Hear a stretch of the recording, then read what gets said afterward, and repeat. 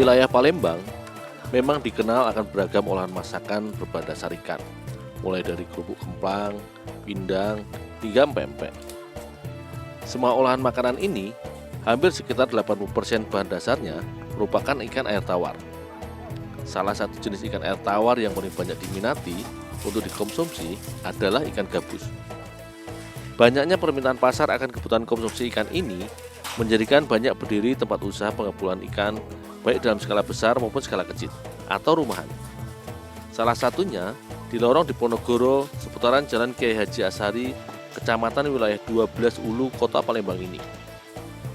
Dalam sehari, usaha pengepulauan ikan milik Haji Johan ini mampu menampung sekitar 5 ton ikan gabus hasil kiriman dari para nelayan di seputaran wilayah Palembang dan juga dari daerah lain seperti Jambi dan Riau.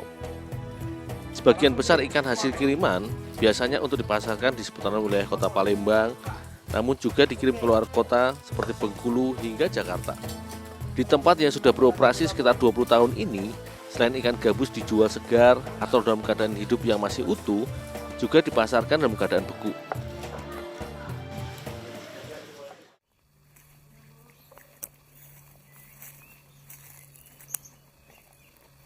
Bagi masyarakat Palembang, ikan gabus memang paling sering digunakan sebagai bahan dasar olahan makanan pempek. Namun terdapat salah satu masakan khas Palembang yang sangat digemari tetapi cukup jarang ditemui, yaitu sate ikan. Berdasarkan namanya, olahan makanan ini tentunya berbahan dasar ikan. Namun bagi masyarakat Palembang, sate ikan lebih nikmat dalam menggunakan bahan daging dari ikan gabus. Ikan gabus dikenal memiliki karakter daging yang hampir mirip layaknya ikan tenggiri yang padat dan kenyal ketika diolah. Berdasarkan penelitian, ikan yang termasuk dalam ikan predator air tawar ini juga memiliki kandungan albumin, yaitu senyawa dalam protein yang tinggi serta bermanfaat bagi tubuh bila dikonsumsi. Ini dulu bawa ke atas piring. Oh, ya Bu. Ya.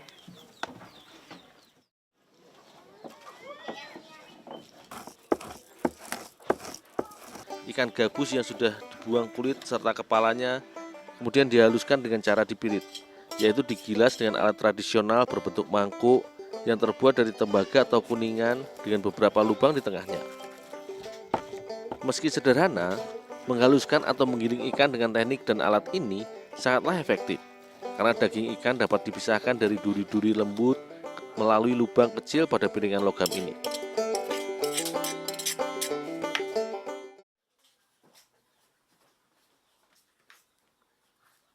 Bila pada olahan sate, khususnya sate ikan yang pernah aku buat di Bali pada waktu itu, adonan sate biasanya hanya menggunakan daging ikan dan dicampur dengan bumbu. Namun sate ikan khas Palembang menambahkan buah labu siam dalam komposisi bahannya. Labu siam yang sudah dikupas kemudian diparut hingga teksturnya menjadi lembut. Proses pemarutan ini fungsinya agar buah labu mudah dicampurkan dalam adonan bersama dengan ikan.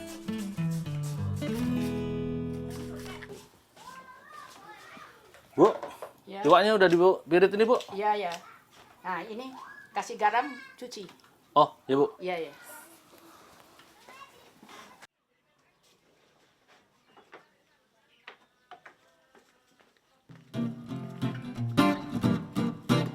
Sebelum diolah, labu siam yang telah diparut harus dicuci terlebih dahulu dengan garam dan air mengalir agar getahnya berkurang bahkan hilang.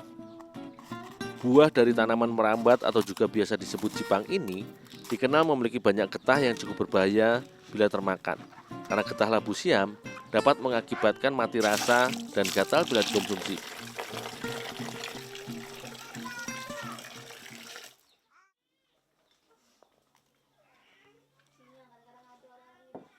Sementara aku membantu membersihkan labu siam, Ibu Laila mengolah bumbu sederhana yang terdiri dari ketumbar, merica, bawang merah dan bawang putih yang dihaluskan bersama serta menjadi kunci cita rasa olahannya.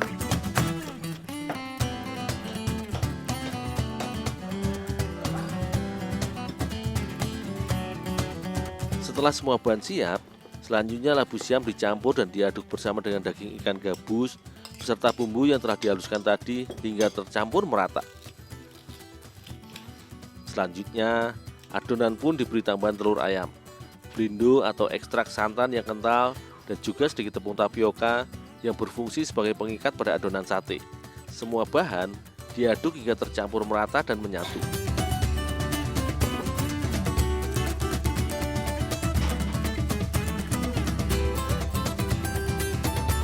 Sate ikan khas Palembang sebenarnya lebih mirip dengan olahan pepes atau botok, di mana adonan dibungkus dengan daun pisang, kemudian dimatangkan dengan cara dikukus. Tapi kali ini, aku bersama Ibu Laila mencoba sedikit inovasi.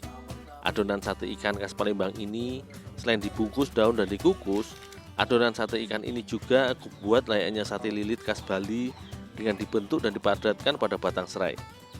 Penggunaan batang serai di sini selain berfungsi sebagai pegangan atau tusukan layaknya tusuk sate, batang serai juga berfungsi menambah sensasi serta aroma pada adonan sate ketika dibakar nanti.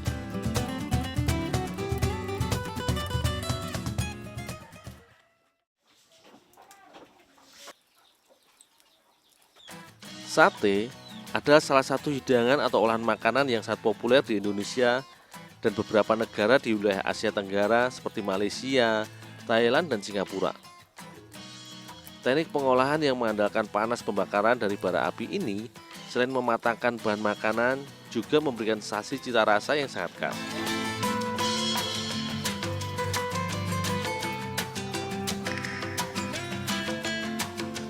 Sementara aku membakar adonan, Ibu Laila mengukus adonan sate ikan.